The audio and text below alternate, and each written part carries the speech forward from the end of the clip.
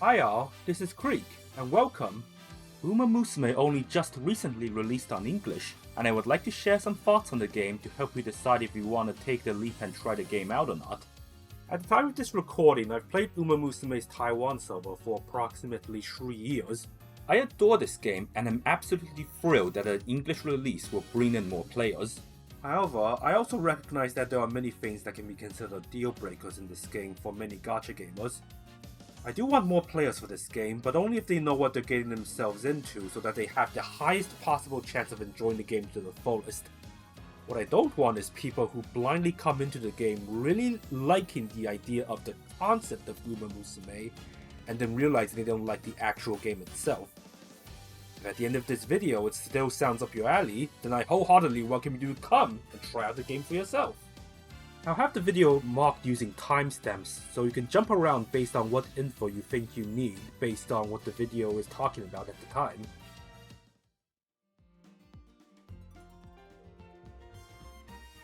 So this is the big question for anyone who's never heard of Uma Musume before. What is it all about? Uma Musume Pretty Derby, or Horse Girl Pretty Derby but no one calls it that, is a franchise with multiple games, manga, anime series, and even a film that depicts the stories that happens within its setting. And what is that setting exactly? In an alternate reality Japan, there exists a human-like species called Uma Musume. They look mostly like regular human girls, but have the ears and tails of horses. They also have incredible endurance, speed, and strength to match. Most of the horse girls will also share names with and be based on real-life famous racehorses, such as Special Week, Tokai Teo, and Ogre Cap, to name just a few. Most of these horse girls run with hopes of fulfilling their respective dreams of succeeding in these races, so once most of these horse girls reach teenage age, they also enroll in Tracing Academy, a school specifically meant to foster successful horse girls. The bulk of Uma Musume's stories will be of the various characters' lives in Tracing Academy, as well as their exploits during various races. With all that said though, in layman's terms, the point of the series is to see famous racehorses as cute anime girls, or sometimes extremely cool ones. There's obviously more to it than that, but that is the series' prime directive.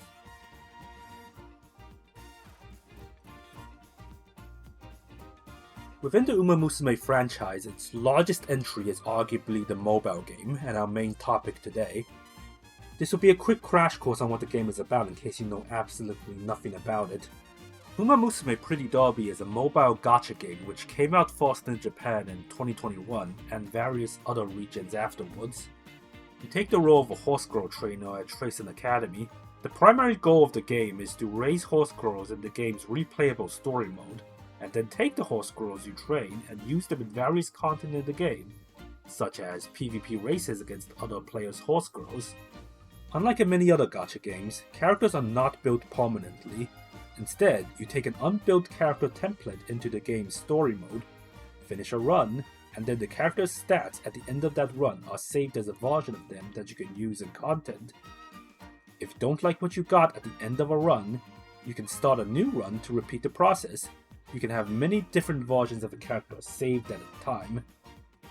In the story mode, each horse will have their own story in which you guide them through 3 years worth of training and racing in the form of a visual novel. The game progresses in the form of turns. Each turn you can pick to raise a stat of your choice or perform another action. On certain turns there will also be character-specific goals that must be performed, such as running races or achieving a certain number of fans. Worthy of note though is that while you can choose what kind of training a horse should do, when it comes time for one to run a race, be it as part of the training storyline or some other game content, you do not have any ability to directly interact with your horse during the race itself. It will be as if you taught her all that you knew, and how she does now on the racetrack is completely up to her. You will only be able to watch the result. Keep in mind that this is a drastic simplification of the gameplay and that there is much more to it. Being a gacha game, you will be able to pull for things in Uma Musume through said gacha. You will primarily be able to pull for two things in Uma Musume: characters and support cards. They do not share gacha pools. If you pull from the character pool, you will only get characters, and if you pull for support cards, then you will only get support cards. The rates of any highest rarity offering is 3%, and any single rate up is 0.75%. This does not change regardless of how many fates are on rate up. The rates always stay at the previously mentioned values, and there's not pity that alters rates if you're unlucky for an extended amount of pulls. The gacha has a spark system at 200 pulls. What this means is, once you reach 200 pulls, you'll be able to exchange for a rate up of your choice. This spark is unique to each gacha pool and is not shared between them. Unused spark progress will also be lost once a banner ends and will not cross over to the next one. Pulling any high rarity item before you reach spark will not affect or reset it in any way. So the first thing you can pull are the characters. Like mentioned in the previous section, characters are a starting template that you can bring into the game's story mode to get a version of them that has stats based on their run. Characters will also have their own stat growth adjustments, skills, and stories. Character rarity is divided into 1 star, 2 star, and 3 star. Characters can also be further raised to 4 or 5 stars. Character stars can be improved by using their personal fragments. These are typically acquired through buying them with dupe currency or pulling dupes of them. Improving the character's stars will increase the starting stats of that character by a small amount. Once a 1 star or 2 star character is raised to 3 star, their personal skill will drastically upgrade, and they will unlock their personal outfit instead of the default generic one. The benefits of raising a 3 star character to 4 or 5 star is only mildly beneficial in that their starting stats are increased by a small amount, and leave them at 3 stars is more than enough for almost all kinds of players. The second thing you'll be able to pull are support cards. To keep it simple, support cards offer various bonuses towards your training, primarily better stats and access to certain skills. Support card rarity is divided into R, SR, and SSR. The primary difference between them is the amount of stat benefits and skills they offer. Support cards can also be improved by limit breaking them.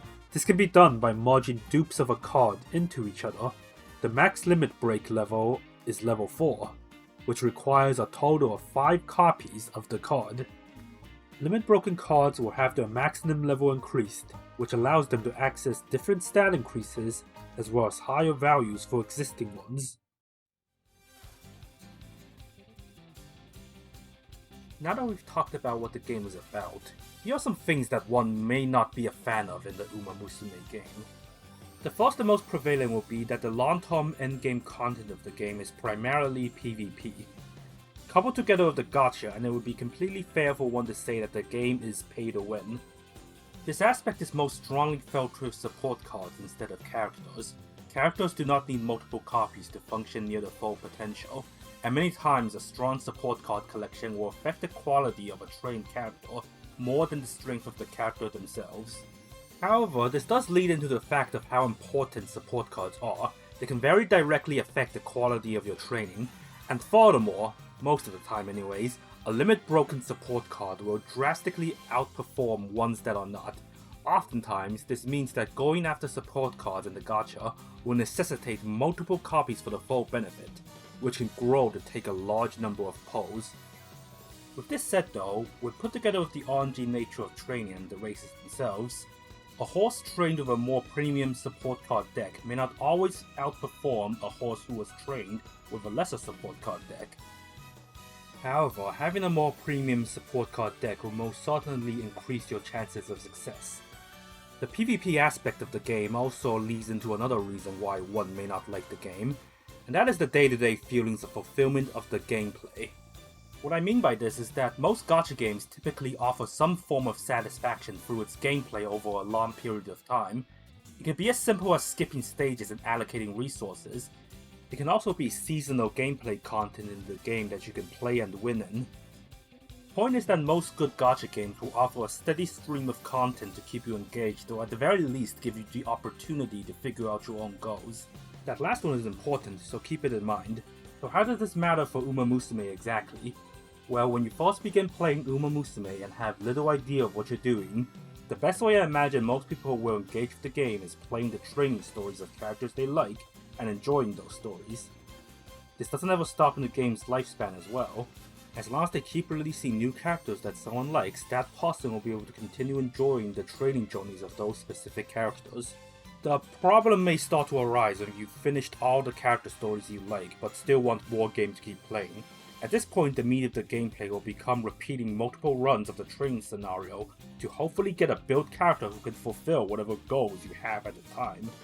And what goals will those likely be, you might ask? Unfortunately, PvE content in this game is sparse and not incredibly challenging past the first few months of the game. That means after a certain point, the main goal of one's repeated grinding will likely be the monthly PvP tournaments that will begin taking place shortly after the game's release. Or it will be making better teams for the permanent PvP Team Stadium. It will become important in these instances to figure out what your personal goals are based on how strong your account is and how well you want to do in the tournament. Having these goals and wanting to meet them will likely be the primary fuel for your motivation for years to come in the game. Unfortunately, if you hate PvP and do not want to engage with it at all, then there's very little else to strive towards in terms of gameplay in the game. There are still more standard events in the game that do not involve PvP and just require you to train your characters under some kind of event framework. But in my personal experience, I found that even with this present, training horses over and over without a clear goal in mind outside of grinding through something like an event will quickly become very stale. In my opinion, personal goals are crucial to this game's gameplay and enjoying it long term, and the PvP is the best place to find that. And the fact that it is this way is something I imagine a good amount of people will not be on board with. With all this said though, I am very well aware that there's a kind of player that this will not bother. These are the ones who play the game as much as they want, or as little as they want, usually when there's character stories that they want to experience. And then once they've had their fill, they just go super chill until the next thing that interests them comes along. If you're this kind of player, then you may very well be exempt from the problem I mentioned. But if you're the kind of player who wants a bit more continuous long-term gameplay, then it's very possible that you need to find goals to strive towards, or risk becoming bored very quickly. But let's say you are competitive and are willing to find those goals.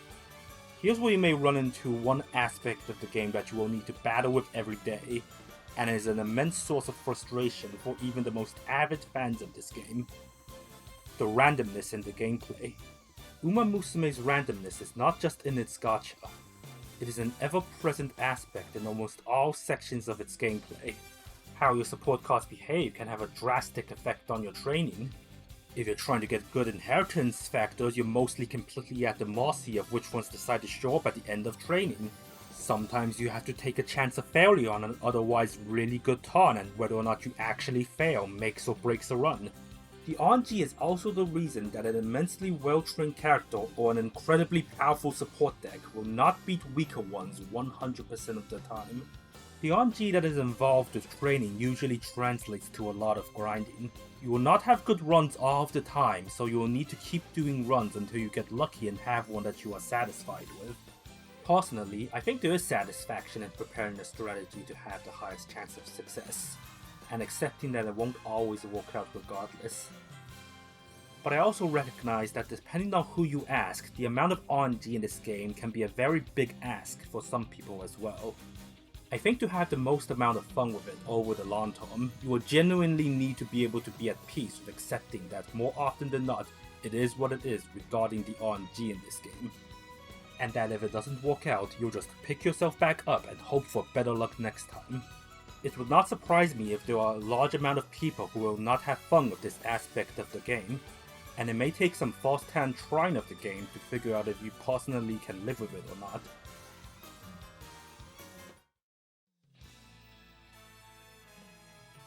Now, onto what I think is great about the game. After the last section, it might sound like all doom and gloom since there were so many potential negatives. But what if I told you that I don't personally find any of those deal breakers? As a disclaimer, I've decided for this section to be written far more subjectively than the previous ones, which were mostly conveying facts.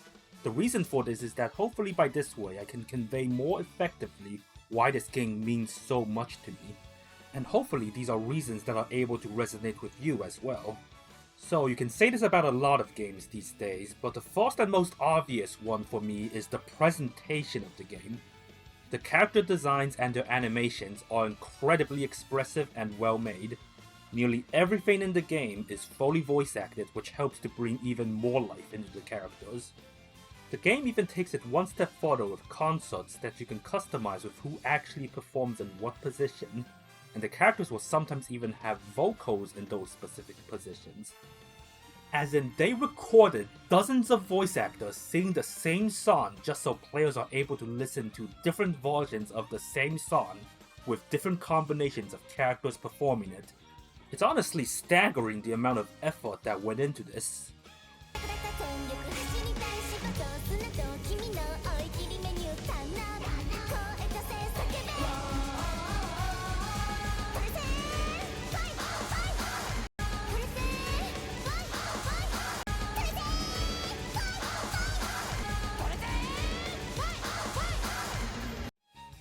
The next is definitely a divisive opinion, but over the years I've played the game, I actually really like the idea that the game cannot be played as a side game, and instead demands extended periods of undivided attention. I think that if it turned out that I didn't like the gameplay, that this kind of attention-demanding gameplay would have weeded me out incredibly fast. But because I do like it, I think the fact that I'm able to play to the same level of continuous undivided attention that I would to a more traditional game, that I'm able to more effectively feel like I can just continuously put time into the game and keep getting fun out of it. And speaking of gameplay, like I said before, the gameplay is at its absolute strongest when you're able to find goals you want to achieve in the game and strive towards them. It gives long-term purpose to your grinding and motivation to keep at it. For me, it was always about being able to do well within the monthly PvP tournaments within the game. But long-term gameplay only works if the short-term gameplay is also good. Thankfully, I'm also a big fan of how the game plays from moment to moment. Much of the short-term gameplay is watching random events occur during training, and then deciding what action to take during each turn. Sometimes the choice is obvious, but other times consideration must be taken to accommodate for risk or potential future turns. This player choice seems small, but greatly elevates the enjoyment of the game, since after one plays long enough, there are noticeable consequences, good or bad, based on these choices. Once one is familiar enough with the game, it can be incredibly satisfyingly fast-paced. Decisions can be made at a glance, and any fluff in between is snappy and provides satisfying feedback, but also does not drag out and slow the pace of the game down.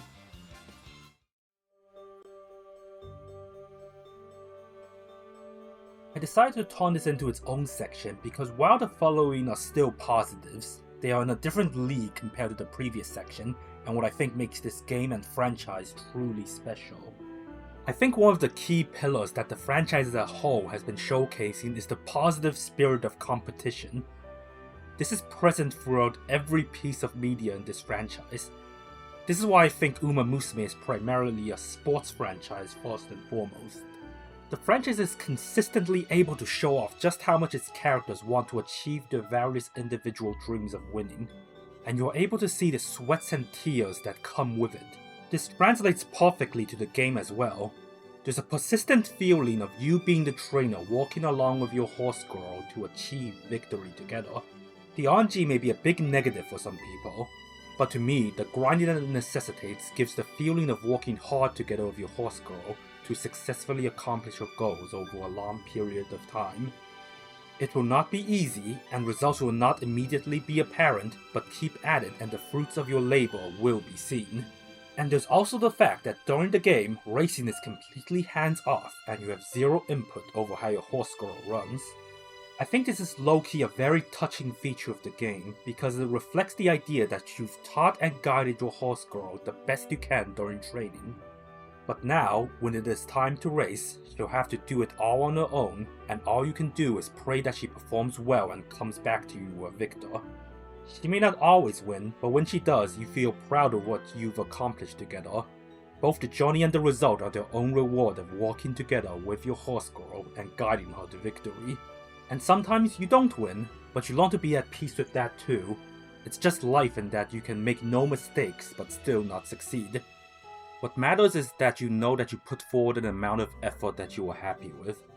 Even putting aside the narrative aspect of this, in a real-world gameplay sense, it is tremendously fulfilling to be able to constantly challenge yourself and improve in the game. When you have clear goals in this game, being able to slowly but surely walk towards them is incredibly engaging. And it's not just through gameplay, the stories that are in the game are among the best that the franchise has to offer, and every single character has their own unique training story in the form of a several hour-long visual novel that is experienced during training.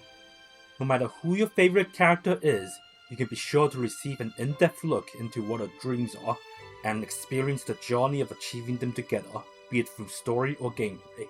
It's this perpetual feeling of having a dream together with the in-game character, and both walking towards that dream as trainer and trainee, that I think is able to elevate this game to being special, and why I've consistently been enamored with it for 3 years.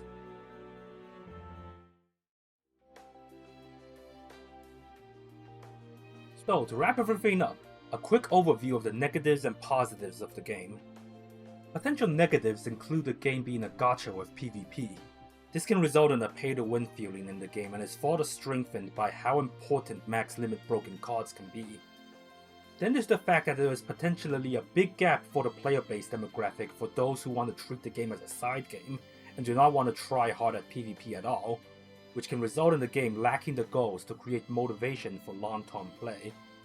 Then there's the high level of RNG in the game, which can be frustrating for some.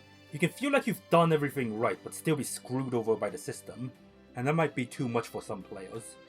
The positives of the game include the incredibly amazing presentation the game has. The animations are incredibly expressive, and nearly completely full voice acting across the board really brings the game to life. And then, as a mirror to one of the previous negatives, this game will be incredibly fulfilling to a hardcore audience who wants to actively play the game as much as they can, since the game's active playstyle instead of an offhand one gravitates towards that greatly. The gameplay also rewards player decision making and long-term planning more than it may initially seem. And finally, the biggest one is the central feeling of you being a trainer walking along with your horse girl to achieve victory together. This is easily the biggest positive for the game and the main thing I think will make people love the game instead of just like it. And that's all I have for today. To any new potential players, I hope this video was useful in helping you decide whether or not you want to join in on the Uma Musume game. And for old experienced players, if you feel like I missed anything or if there's something important you feel like should be brought up, leave it in the comments below. That's all for this video, and I'll see you next time.